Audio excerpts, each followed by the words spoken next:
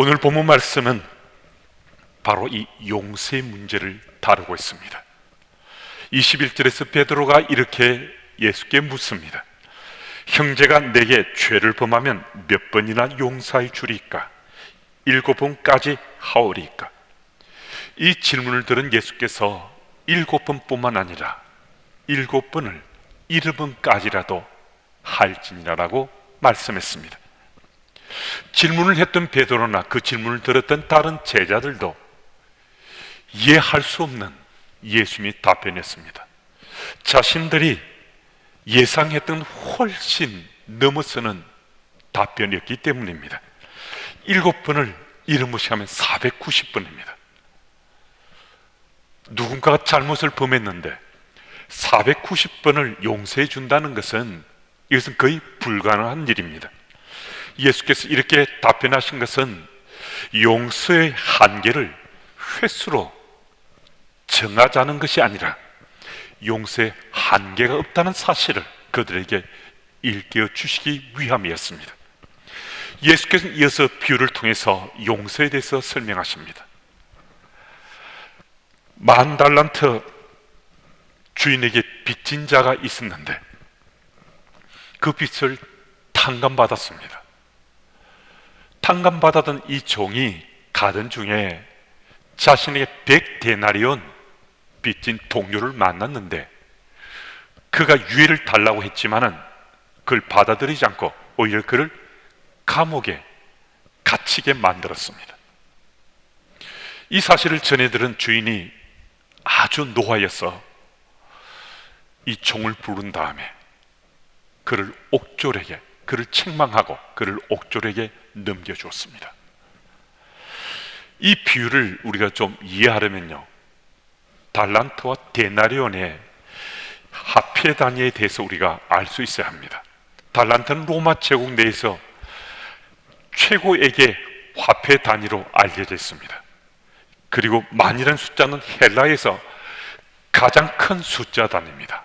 그러니까 가장 큰 숫자 단위의 가장 큰 화폐 단위가 10,000달란트인데 오늘 화폐 가치는 환산할 수 없을 정도로 어마어마한 액수인 것은 틀림없습니다. 아마도 10,000달란트는 그 당시 사람들이 생각할 수 있는, 상상할 수 있는 최고의 액수였음이 틀림없는 것 같습니다. 거의 무한대의 금액을 표현할 때 사용했던 단어로 여겨집니다. 반면 데나리온은 은전으로, 이 로마의 은전인데 일용직 노동자가 하루 동안 수고하고 땀 흘렸을 때 벌 수 있는 임금에 해당되는 액수였습니다. 이 달란트와 데나리온 사이의 이 환산 비율에 대해서는 그 기준이 분명하지 않습니다. 한 달란트는 최소 60데나리온에서 최대 10,000데나리온에 해당되는 것으로 문서마다 다르게 표현되어 있습니다. 따라서 본문에서 10,000달란트는, 그리고 이 100데나리온은 그 비유가 최소 6,000배에서 최대 100만 배에 이르는 것을 느낄 수 있습니다. 그러니까 본문의 비유 속에서 악한 종은 최소한의 비율로 말하자면 자기는 6천만 원을 빚졌는데 겨우 많은 빚진 자를 옥에 갇히게 만들었다는 겁니다. 최대 비율로 따지자면 자신은 100억을 탕감받았는데 자기에게 단돈 많은 빚진 자를 용서하지 않고 옥에 갇히게 만들었다는 겁니다. 우리가 이 비유를 들으면 어떤 생각이 듭니까? 이 악한 종에 대해서 어떻게 그럴 수 있느냐고 우리가 붕괴할 수 있습니다. 그런데 여러분, 이 악한 종이 나하고는 전혀 상관없을 것 같습니까? 우리도 이 악한 종이 될 수 있고 지금 우리가 이 악한 종처럼 살아갈 수도 있습니다. 시편 32편 1절은 이렇게 기록되어 있습니다. 허물에 사함을 받고 자신의 죄가 가려진 자는 복이 있도다. 허물이 사함을 받고 자신의 죄가 용서받은 사람은 참 행복한 사람이라고 말씀해 주십니다. 우리의 생에 이런저런 문제가 있을 수 있습니다. 가장 심각한 문제가 있다면 어떤 문제입니까? 돈 문제입니까? 건강이나 또 관계 문제가 문제일 수 있습니다. 명예나 권세 문제도 문제가 될 수 있습니다. 또 자녀의 문제도 문제가 될 수 있습니다. 이런 문제로 고민하는 분들이 적지 않을 수 있습니다. 이 전술한 문제는 상당수에 해당은 될 수 있는 문제지만은 모든 이에게 해당되는 문제는 아닙니다. 정말 우리가 고통스러움에 사는 것은 이런저런 일들로 또 이런저런 관계의 문제로 우리가 지은 허물과 죄의 문제, 이게 사실 우리 이 땅을 살아온 우리들을 정말 고통스럽게 하고 아프게 합니다. 세상의 다른 어떤 것들도 우리를 불편하게 힘들게 할 수 있지만은 우리를 고통스럽게 하는 것은 바로 이 죄의 문제, 우리가 저지른 그 허물의 문제, 이것 때문에 우리는 신음을 소리내면서 살고 있는 인생이라 할 수 있습니다. 그래서 시편 기자는 가장 행복한 사람은 이 죄의 문제, 이 죄에 대해서 용서함을 받은 사람, 용서받고 사는 사람, 이 사람이 가장 복된 사람이다라고 말씀해 줍니다. 용서받은 기쁨과 자유를 누린 적이 있습니까? 하나님과의 관계에서 구원의 기쁨과 감격을 맛본 적이 있습니까? 정말 관계 문제에서 회복이 어렵다 생각한 누군가와 화해해 보신 적이 있습니까? 이런 일들은 친구들이나 교우들 간에도 있을 수 있고요, 부부 사이에도, 형제 자매 간에도, 고부 사이에도, 직장 동료 사이에도 이런 일은 일어날 수 있습니다. 한 며느리가 월간지에 기고한 글의 내용입니다. 남편은 실직하고 아내가 버는 돈으로 겨우 생활을 할 수 있었습니다. 그런데 맞이도 아닌데 시어머니를 모시고 사는 이 며느리는 참 짜증도 많이 나고 불평도 많았습니다. 자기보다 생활이 난데도 어머니를 모시지 않는 형님에 대해서도, 또 직장 없이 그냥 집에서 뒹굴고 있는 남편에 대해서도, 또 그리고 자신의 일을 제대로 도와주지 않는 시어머니에 대해서도 생각만 하면 짜증이 나고 마음이 많이 불편했습니다. 그래서 시어머니에게 늘 이렇게 화를 내곤 했습니다. 어머니, 집 좀 치워놓고 계시면 안 되나요? 어머니가 모르신다면 그이가 어디 있는지 누가 알겠어요? 며느리가 막무가내로 푸념을 하면 어머니는 속상하다 못해 부들부들 떨 때가 있기도 했습니다. 정말 너는 너무 하는구나. 내가 허리가 불편해서 좀 쉬는데 그것도 너는 못 봐주는 거니. 어머니, 그런 뜻이 아니잖아요. 제가 어머니를 모시려고 할 때 어머니가 분명히 제게 약속하셨잖아요. 이런 일들은 다 도와주시겠다고. 그런데도 그렇게 하시지 않으니까 내가 힘들고 불편해서 이렇게 말씀드리는 거잖아요. 시어머니와 며느리 관계는 점점 더 멀어져 갔습니다. 그런데 어느 토요일 며느리는 직장을 일찍 퇴근한 날이어서 장을 보려고 가던 참이었습니다. 집에 나와서 골목길로 이어지는 계단을 내려가는데 시어머니가 동네 몇몇 아주머니들과 이야기를 나누는 모습이 보여졌습니다. 아마도 남편이 취직했다고 동네 아주머니들이 시어머니에게 지금 축하하는 얘기를 건네는 것 같았습니다. 가까이서 들어보았는데 그중 한 아주머니가 며느리에 대해서 물었습니다. 며느리는 숨을 죽이고 귀를 기울였습니다. 시어머니가 자기 욕을 얼마나 하실까 궁금해졌습니다. 그런데 시어머니가 하신 이야기는 정말 전혀 딴판의 얘기였습니다. 우리 며느리 시애미에게 얼마나 잘하는지 몰라요. 그이 혼자서 벌어서 우리가 지금까지 생활해 왔잖아요. 남편이라는 사람은 맨날 집구석에서 놀고 있지요. 만면일도 아닌데 나까지 모시고 사니까 정말 대단한 애라고. 맏며느리도 잘하지만은 나는 둘째 며느리는 더 정이 가요. 그래도 살아보겠다고 아둥바둥하는 그 애에게 늙은 내가 제대로 도와주지 못해서 항상 미안하다고. 그 아이 말투가 좀 그렇지만 얼마나 심성이 착한지 몰라요. 그 아이는 참 좋은 아이예요. 며느리는 숨이 가빠지고 얼굴이 화끈거리기 시작했습니다. 며느리는 자신도 모르게 눈물이 흘러내렸습니다. 들키지 않게 골목을 돌아 시장으로 걸어가는데 몇 번이나 흐르는 눈물을 닦아야만 했습니다. 시장에 가서 맨 먼저 생선가게로 들어갔습니다. 어머니가 좋아하시는 조기를 2마리 사고자 했습니다. 오늘 저녁상에 정성을 다해서 이 조기를 올려드리려고 마음먹었습니다. 며느리는 다짐했습니다. 그래, 나는 둘째 며느리야. 세상에 제일 멋진 시어머니를 모시고 사는 둘째 며느리야. 시어머니의 며느리에 대한 이 얘기는 체면치레를 하는 립서비스가 아니었습니다. 시어머니가 며느리를 용서해 주는 용서의 얘기였습니다.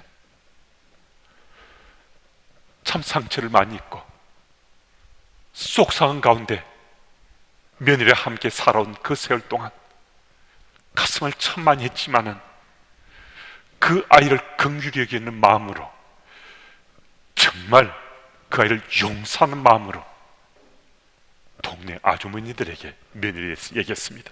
립서비스는 절대로 감동이나 삶을 변화시키지 못합니다.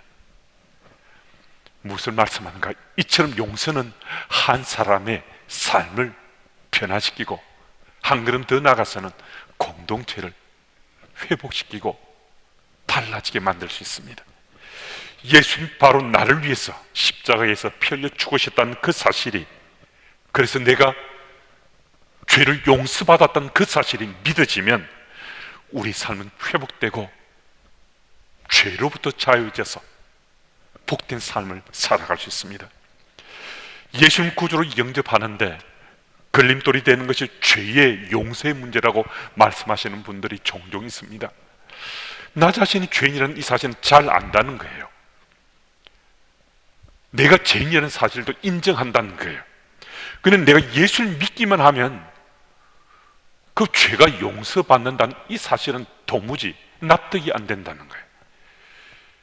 예수님 2000년 전에 십자가에 피 흘려 죽으셨다는데 그분이 죽으셨다는 그 사실이 지금 나와 무슨 상관이 있느냐 하는 거예요. 내가 예수를 믿는다고 해서 죄의 용서에 효력이 발휘된다는 그 사실이 과연 믿을만한가 한다는 것입니다. 여러분은 이 문제를 어떻게 해결하셨습니까? 저도 모태신앙이지만은 이 죄의 문제에 대해서 많이 고민하고 갈등해 보기도 하고, 때로는 이것은 그냥 그들도 보지도 않으려고 팽개쳐 두기도 했지만은 여전히 이 죄의 문제,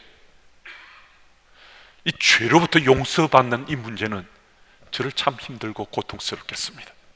그러다 군문에서 성경 공부를 통해서 이사야 41장에 43장 말씀을 공부하는 가운데 43장 1절 말씀에서 내가 너를 구속하였고 내가 너를 지명하여 불렀나니 너는 내 것이다 하는 이 말씀이 제게 믿어졌을 때 저는 제가 그리스도인이 되었다는 사실이 확신 가운데 믿어졌습니다.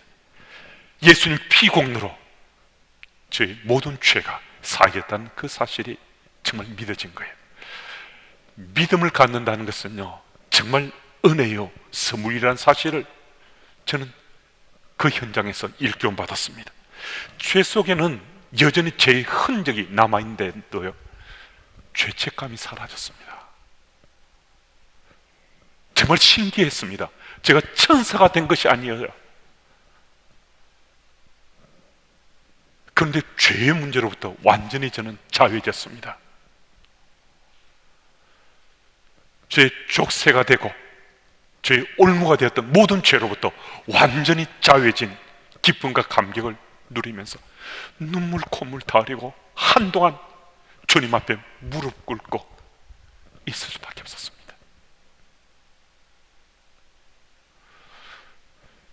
예수님이 저의 죄를 대속하시고자 십자가에 피 흘려 죽으셨다는 그 사실이 말씀을 통해서 제게 믿어졌을 때 정말 저는 자유자가 되었고 제 생의 모든 문제가 해결된 것 같았습니다.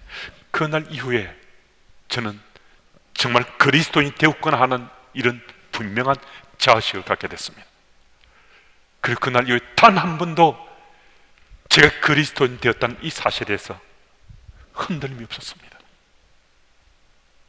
단 한 번도 제가 그리스도인 살아가는 이 삶에 대해서 의심해 본 적 없습니다. 그런데 여러분, 이런 믿음이 생기고 나니까요, 저희 모든 죄가 용서받았던 믿음이 생기고 나니까 또 다른 문제에 봉착했습니다. 이제는 용서받는 것이 아니라 용서하는 것이 제게 문제가 됐습니다. 세상 밖에 아닌 세상 속에 살고 있는 우리들인지라 때로는 상처를 주기도 하지만 또 상처를 받기도 합니다. 세상 속에 사는 인생인 우리들의 천국 가는 그날까지 상처를 주고받으며 살 수밖에 없는 인생들입니다. 세상 속에서, 그러니까 교회 밖인 세상 속에서뿐만 아니라 교회 안에서도 교우들끼리도 이 상처를 주고받을 수 있습니다. 그러면 어떻게 할 것인가? 당연히 용서를 해야 되는 거죠. 에베소서 4장 32절 말씀입니다. 서로 친절하게 하며 불쌍히 여기며 서로 용서하기를 하나님이 그리스도 안에서 너희를 용서하심과 같이 하라. 또 골로새서 3장 13절 말씀입니다. 누가 누구에게 불만이 있거든 서로 용납하여 피차 용서하되 주께서 너희를 용서하신 같이 너희도 그리하고. 예수님 대속의 은혜를 체험한 사람이라면 당연히 용서를 해야 되죠. 그런데 누군가를 용서한다, 내게 상처 준 사람을 용서한다, 이게 잘 안 되잖아요. 그런데요, 이 용서를 하는 이 문제에 있어서는 사실은 이것은 내 탓할 것이 아니라는 겁니다. 우리 용서에 인색한 것이 사실은 이것은 우리들에게는 어쩌면 너무나 당연할 수 있다는 겁니다. 무슨 말씀이신가? 용서는 죄인인 우리 인간의 성품이 아니라는 겁니다. 진정한 용서는 우리 속에서 나올 수가 없다는 거예요. 용서는 하나님의 성품인 거예요. 하나님의 성품으로 주의 은혜를 입으면 그때서야 주의 은혜를 입고서 용서가 가능하다는 겁니다. 우리 속에 있는 것 아무리 내가 애쓰고 노력하고 열심을 경주하더라도 우리에게는 진정한 용서에는 성품이 없습니다. 그래서 하나님께서 우리들 은혜 베푸셔서 그 은혜 속에 있을 때 우리는 용서할 수 있다는 거예요. 베드로는 예수님에게 단지 용서의 양적 한도에 관한 질문을 했지만 예수께서는 용서의 깊은 의미와 그 근거를 베드로에게 가르쳐 주셨습니다. 예수께서 말씀하신 용서의 핵심 메시지는 과연 무엇인가? 그 하나는 용서는 하나님의 은혜를 말씀합니다. 진정한 용서는 하나님으로부터만 주어질 수 있기 때문에 용서할 수 있는 사람은 주의 은혜 속에 있어야 정말 용서가 가능하다는 거예요. 기는 놈 위에 뛰는 놈이 있습니다. 뛰는 놈 위에 나는 놈이 있습니다. 나는 놈 위에 붙어 사는 놈이 있습니다. 이 붙어 사는 놈은 놈이 아닙니다. 성령의 능력, 예수 그리스도의 능력에 붙어 사는 사람만이 하나님의 은혜로 용서할 수 있습니다.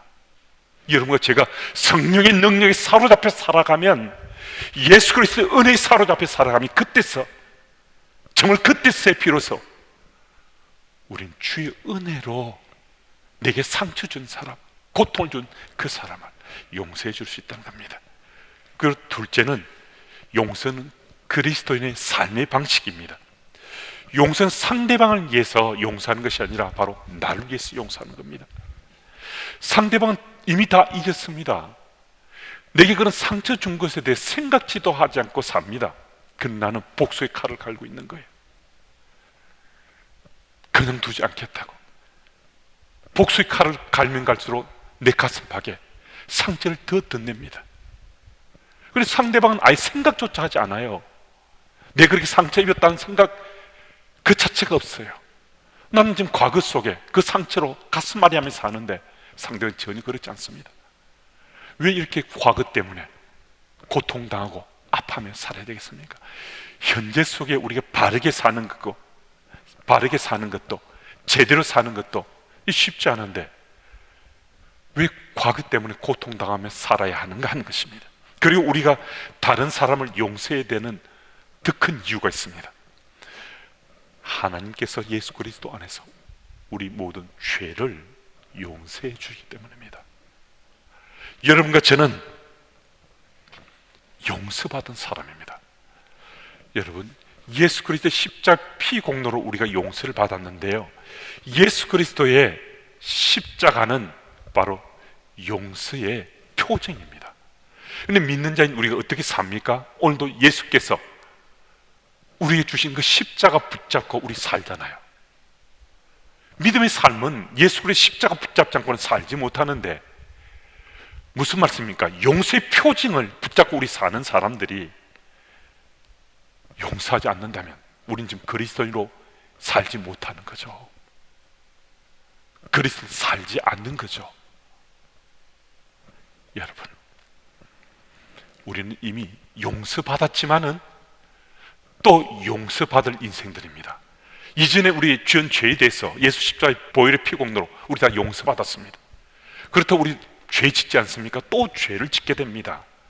이미 용서받은 것에 대해서 믿음에 확신했습니다. 완전히 자유했습니다. 그럼에도 우리는 또 죄를 짓게 됩니다. 그런데 우리가 지을 죄에 대해서 용서받을 사람이 우리입니다. 용서를 이미 받은 죄인이지만은 앞으로 또 용서를 받을 죄인들로 사는 것이 우리 믿는 자의 삶입니다. 그러하다면 용서하기 위해서 우리들도 더 훈련하고 더 자신의 삶을 고쳐 세워야 됩니다. 그리할 때 용서하는 자만이 진정한 승리자요, 진정한 행복을 누릴 수 있는 사람이 되는 것입니다. 영국의 처칠경이 노년에 자신의 모교인 고등학교를 찾아갔습니다. 전쟁 영웅이요 국민의 영웅이 모교를 찾아온다는 그 소식에 교장 선생님 비롯한 선생님들, 학생들이 강당에 다 모였습니다. 처칠경의 강연을 들으려고 학생들은 펜과 노트를 준비해서 명강사로 알려져 있는 처칠경의 얘기를 한마디도 빠뜨리지 않고 적고자 모두 그 강당에 모였습니다.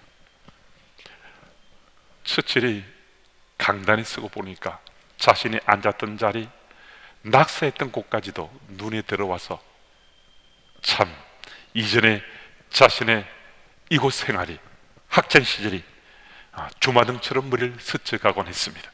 학생들을 빙 둘러보더니 그는 단 한마디만 남겼습니다. Don't give up, hold on. Never give up. Never, never, never. 포기하지 마십시오. 여러분의 꿈을 포기하지 마십시오. 붙들었으면 결단코 포기하지 마십시오. 결단코. 저도 여러분에게 이렇게 말씀드리고 싶습니다. Don't give up, hold on. Never give up. Never, never, never. 포기하지 마십시오.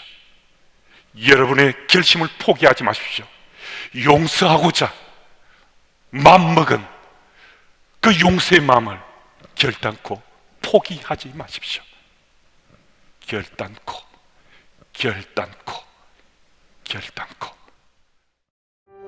Thank you.